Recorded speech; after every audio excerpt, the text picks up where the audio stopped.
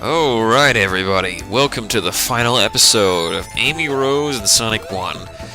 I do apologize for how long it's taken for this episode to be released, but I had my hands full with other matters. I've been doing a bunch of side projects, including one that's been rather difficult to get underway. But I might as well get this over with, since this is the last level, obviously, and probably the toughest of the 16-bit era in the Sonic series. That's because in this level, there is quite a ton of obstacles, a lot of obstacles, and each of the acts even have their own unique obstacles, compared to previous levels where the acts share the same kinds of obstacles. In this particular one, there's just a lot of cheap-ass moves, which if you know where they are, you can pretty much get through them pretty easily. In fact, the first act is not really that hard, it's the second act, and especially the third act, where things just get so annoying as hell. But Amy has a much easier time here than Sonic does because of her platforming-akin moves. So running is not really the logo here, you just have to know when to time your jumps, like here for example. Just wait for the flame to go, and all you gotta do is jump. That's it. Don't have to worry about the platforms at all. But yeah, I don't think there's any other level in the 16-bit era that actually rivals this one, except maybe the Winged Fortress, because you have the threat of falling to your death. And look at that, we've already finished Act 1. Yeah, keep dreaming, because the rest of this level's not going to be anywhere near as easy. Alright, Act 2. Now we're inside Robotnik's base. This one's not very long either, but it has a lot of maneuvers that are just annoying. Like this one, since Amy can't spin dash, she can't rev up a really quick speed, so we're gonna have to skip that.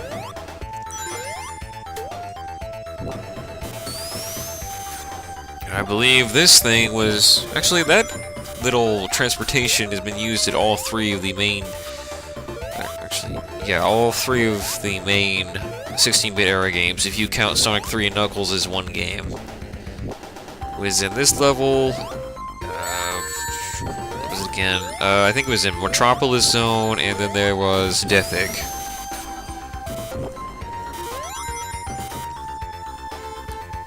This place, though, is filled to the brim with all sorts of traps. It's like got so much and so little, it's almost ridiculous.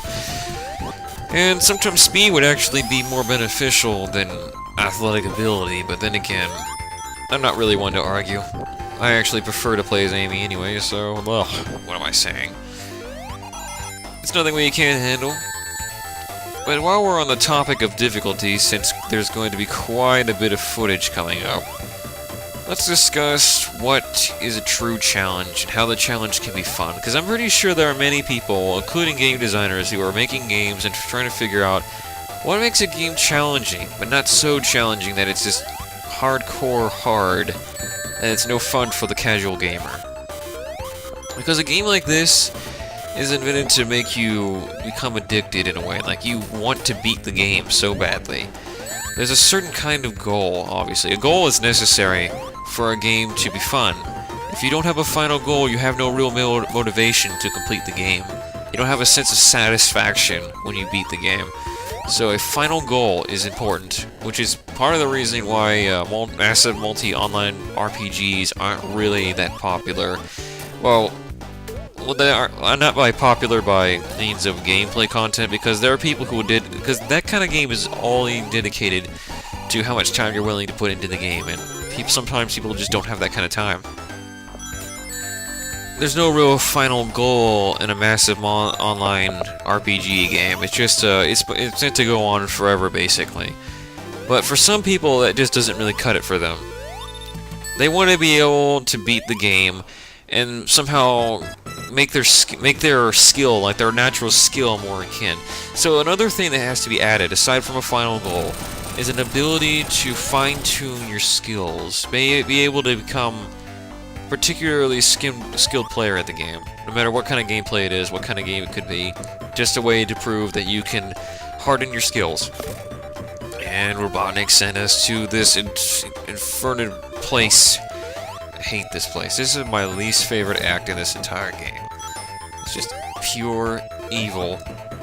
But anyhow, as I was saying, so aside from a final goal and a way to attune your natural skill at playing the game, I think one of the main things is that comes to games obviously is just how good is the gameplay.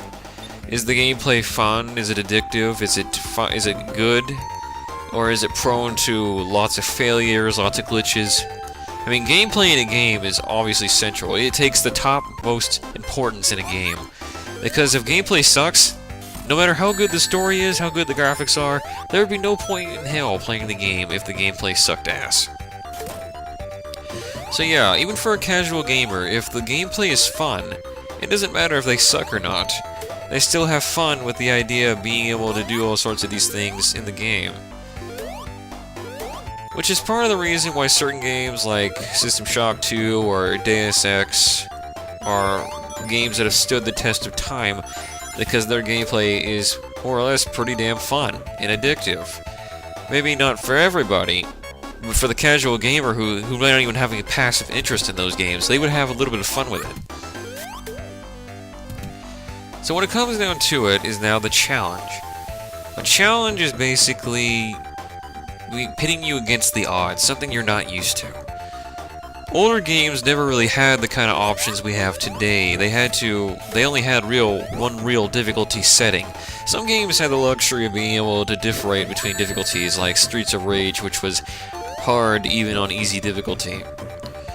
Well, that was the thing about it. Challenge is basically coming from the hardest difficulty, like can you beat it on hard difficulty?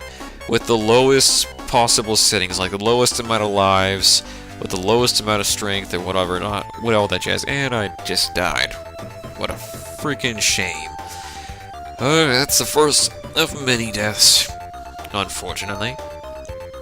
Anyhow, as I was saying, well, the thing is, you're working up towards that final goal. You can beat the game on easy, but can you beat it on hard? Sometimes some games have actually made it so that certain parts of the story can't even be seen or unlocked, or there are alternative scenes that can be seen, depending on how hard the game is. But we're talking about old games that don't have that kind of option, like Sonic 1, for example. So, just how hard were old games exactly? Well, they were very unforgivably hard. To this day, I have never beaten Mortal Kombat, or any of the Mortal Kombat games. Maybe the new ones are a lot easier, but the older ones I've just never managed to beat, no matter what. It's just too much. It's just, I never really was into this whole fighting style. Now, when it comes to Sonic games, I sure got into the platforming style, but I'm not as good as other players are. Some players know every nook and cranny, they know when to time their jumps, they know when to time their spin dashes, they know the right route techniques for passing through a stage as quick as possible, with as little damage as possible. And it's usually just about memorization. That's key. Memorization of the level design, of traps, all sorts of things. Very important details. Another one is being able to master a technique. A certain kind of technique that gives you an advantage in a certain area of the game. Like, say, spin dashing in a place that would probably save you from falling to your death, or some trick like that. There are some games that are dedicated entirely to such things as fine-tuning those techniques. In fact, there's something called Sonic VR, or Sonic Virtual Reality, I believe it's called, that's dedicated to teaching you all sort of techniques of Sonic the Hedgehog, and it's based off the Sonic the Hedgehog 2 engine. And there are quite a few levels. There are a lot of things you can do in that game that you probably never knew existed in Sonic the Hedgehog 2. But if you would try it and actually beat it, you would have quite a few extensive skills in your list. And pretty much be completely repaired. And I'm just about to die again. Unfortunately, my sorry ass was too slow, and I couldn't get to air in time. Oh, freaking robot. Stupid robot. That robot is a serious troll. Oh, God. Oh, anyway. What was I going to say? Right, so after you get a list of skills, and you've mastered some of them, particularly ones that are more attuned to your style, like some people like to take the game slow, some people like to go fast. It depends. I mean, some games that give you a variety in character choice are definitely beneficial to this, because you can choose a character that's more attuned to your style. Of course, then again, you might want to beat the game with all those characters to prove that you're just so bomb with the game, right? But the whole point is, you're trying to get the techniques down, memorize the level, and then finally, what are you trying to learn? You're trying to have the patience. Oh, and I still died. Look at that. That's just sad. Oh, God.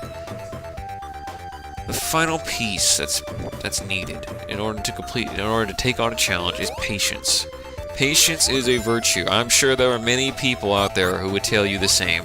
People you've probably seen runs of games like this, where they beat the game like it's nothing. They could probably tell you that this was never their first attempt. They probably had to re-record parts like so many times it's not even funny. Some people have a natural skill at it, some people don't have to try as much. I mean, over time, you start to get used to it. And you actually the game's no longer as hard as it used to be.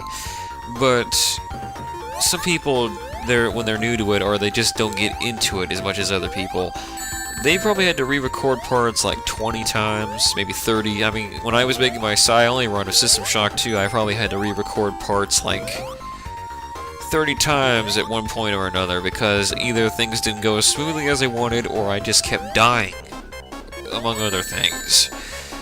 But it's all about dedication. Just like anything, dedication is all part of the job. And in older games, basically that's all you had to do. These games were not really that long. If you were dedicated enough, you could probably beat these games in under 2 hours, especially this one. After all, if we take a good look at the timing of my run, this was beaten under 2 hours. And you know, we have beaten the third act. Now it's time to take on the final boss. This boss is a perfect idea of memorization. Because you have to remember, do not stand on top of those things, and also make sure you're in the right spot when those purple bolts of lightning show up, or you're screwed. You have to memorize things, and you need to know how to time your jumps, or you'll die, since you don't have any rings. Oops. But this boss fight's not really that hard once you get the hang of it, actually. Sure enough, it might seem very imposing because you have no rings, and this boss can kill you in one or two ways. At random, for that matter. Of course, it's good old fun in the end, and this boss fight, this will be done very shortly. I think that was about 6 hits, right? 2 more hits, and this will be over.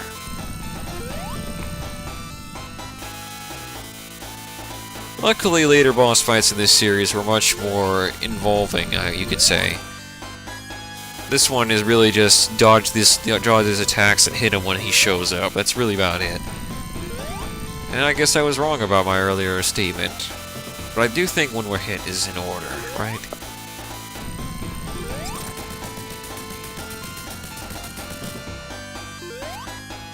Oop. And that's the final hit. You just got beaten by an 8-year-old girl, Robotnik. You know how sad that is? You were beaten by an 8-year-old girl. Oh, whatever. We saved the day. Ironically, Amy did the job that Sonic was supposed to do. Now she's the new mascot of the series. The whole series that Sonic owned. Amy Rose the Hedgehog. And that's the ending of this game. I hope you all enjoyed watching this little mini-series, because it was a pretty fun experience for me. I enjoyed playing as Amy Rose in Sonic 1. It was definitely an awesome experience, and I do like the guy's dedication and how well the sprites matched up with the movements and everything.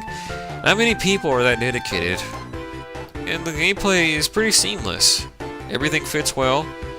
And I definitely recommend it to every one of you to try it out, especially if you're a Sonic fan, or if you just so happen to be an Amy Rose fan like I do. I'm sure you'll get a real kick out of it. Because her gameplay is somewhat more challenging than Sonic's because of the obvious fact that she can't spin dash, but on the other hand, we all know that her unique gameplay style is part of the reason why we loved her before they turned her into another Sonic, right?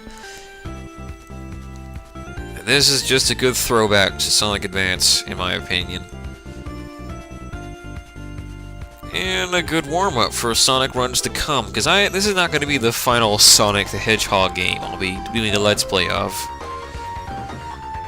fact, I think, if anything, this Amy Rose and Sonic 1 run was actually a good indication of what's to come, because I happen to have a nice little surprise recorded and waiting for me to commentate on in the future, after I get a few other things out of the way and I have a much more clear book. But when it comes down to it, you guys make this kind of thing really fun. My love for video games has been revitalized, all because you guys actually take an interest in my little projects. So, without further ado, expect more Let's Plays in the future. And this has been your commentator, Fireon. See you around. Sayonara.